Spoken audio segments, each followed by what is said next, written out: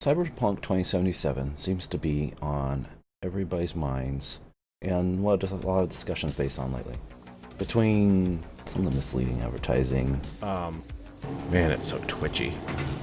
All the cars feel that way for some reason. I just tapped the button! It's just not working on consoles. And the fact that the game is only about 70% done or so. Everybody crashing up in here. Not just me. Honestly, outside of some of the weird and wild bugs. Oh, that's bugged out.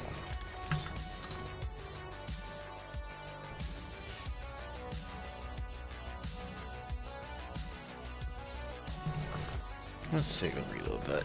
Ow. The floating fingernail makes me upset. The...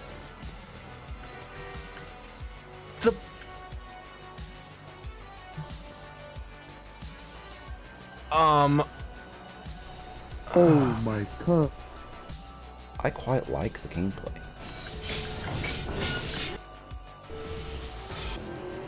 A Kira bike. I love my Kira bike. It's the only vehicle that actually feels good. The rest feel like shit. That was totally expected, actually. And there's some really good beats to the story of this game. Stop! Sure.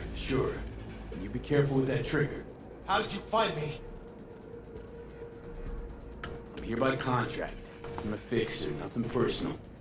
Hand over the stolen meds, and I'm gone. Stolen?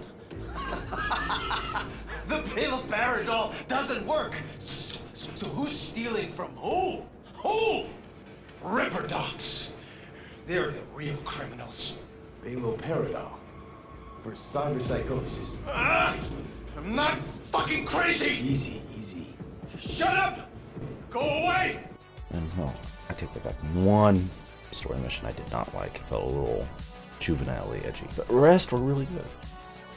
My problem, Cyberpunk, is the gameplay and the story, they're at odds with each other. Hear me out. Cyberpunk 2077 is an open-world RPG that really thrives on you immersing yourself in the city. Between the side quests being outside of one, better than the main quest, even the side quest, the gigs being pretty enjoyable too. It's a game that wants you to take your time. The gameplay does. It wants you to go slow, to experience everything, to collect. The problem is story. So everything I'm going to talk about is not that spoilerific because it all happens in the trailers except for one teeny detail.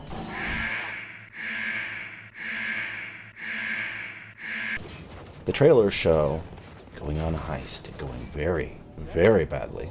Oh shit! And then you get shot and wake up in a dump with Keanu Reeves hanging over you as Johnny Silverhand saying, "Wake up, samurai!"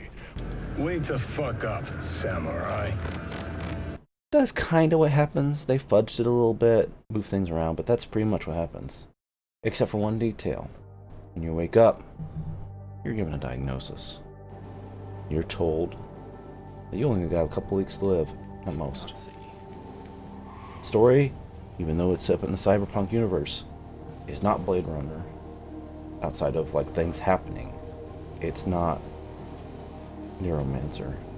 It's a heartfelt story about what it means to be dying, to have that diagnosis that coming from the doctor where he sits you down and tells you and he doesn't want to, he doesn't want this to be what happens.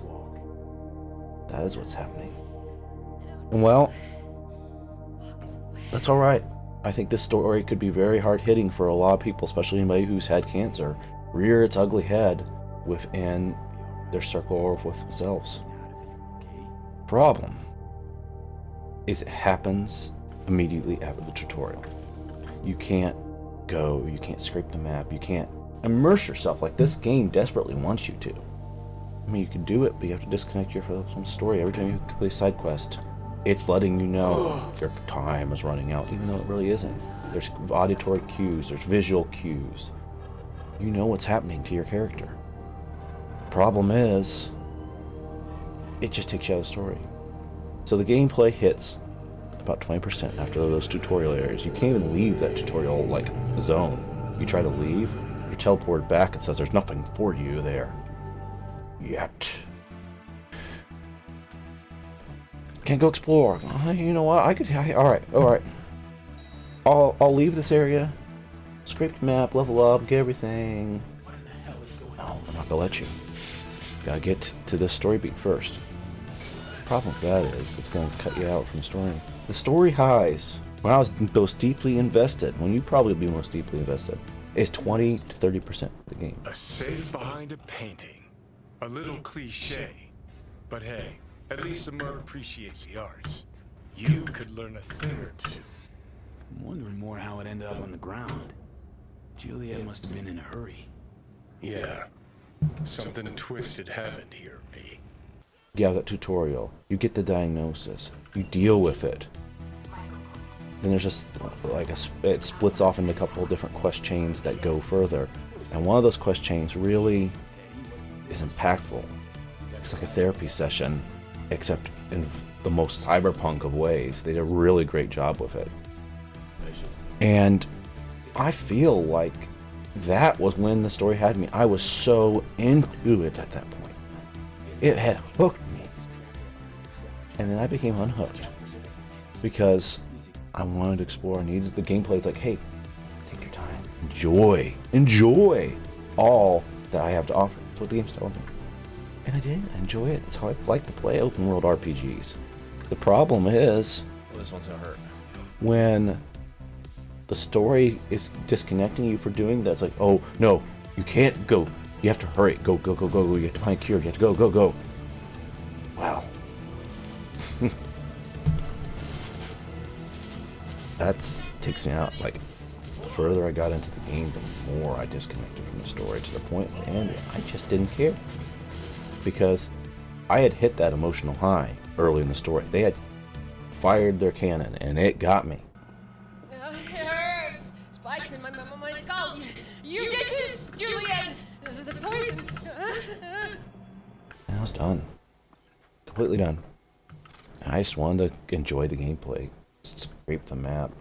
I could care less at that point what happened. Because I had been disconnected for it so thoroughly by, I need to complete these side quests, I need to do this. Not to hurry, not to care about this, because it doesn't matter. Some of the coolest cars aren't actually from buying, they're from quests. One of these quests, you complete it, you wait an like in-game week, and then you get the car. You only have a couple weeks to live. Only wait a week. Nothing changes. And it just breaks your immersion completely. Completely just cuts it to pieces. So, I want to bring up another game. Mass Effect 2. I feel like it's been long enough, but tune out now if you don't want spoiled on it. In Mass Effect 2, about 70-80% for the game, your crew gets kidnapped. You hit a point of no return. And you don't know what's going to happen to them, but you do know that it's going to be bad. It's going to be real bad what happens to them if you take your time. And you're almost done anyways, there's only a few things left to complete. So, there's consequences. You get to see those horrific consequences if you did. The first time I did, and well, let's just say I started a new game after that. Ooh. Real bad. But it was done. It gave me time to get stuff done, to enjoy it before it put the hot pokers to me and let me know, you better hurry. You better hurry. It just shows that, like the game itself, CD Projekt Red put the game out too early. They put the story beats too early. They couldn't wait, narratively or literally with the game itself. And you had to do both, and I feel it hurts this game. This game that could have been Game of the Year. It could have been on par with Witcher 3 if they would have waited in both senses. Now I'm really hoping that the DLC campaigns, because you know there's going to be DLC campaigns unless they go bankrupt from all the suits and lawsuits and everything. But if they don't and they put these out, which they surely will, I hope it covers either a new character or at the end of the story, because I can't get immersed in this game because the story is at odds with gameplay, and that's just sad because they couldn't wait. Hey, I just want to thank you everybody for watching. If you have any comments or anything you'd like to see, feel free to post them below. I'd be happy to look at them, and as I'm rather new to this, any suggestions would be appreciated. Also, if you want to like and subscribe, I'd appreciate it. Help me out a lot. And be looking forward to all the new videos that I've got planned and are being made as we speak.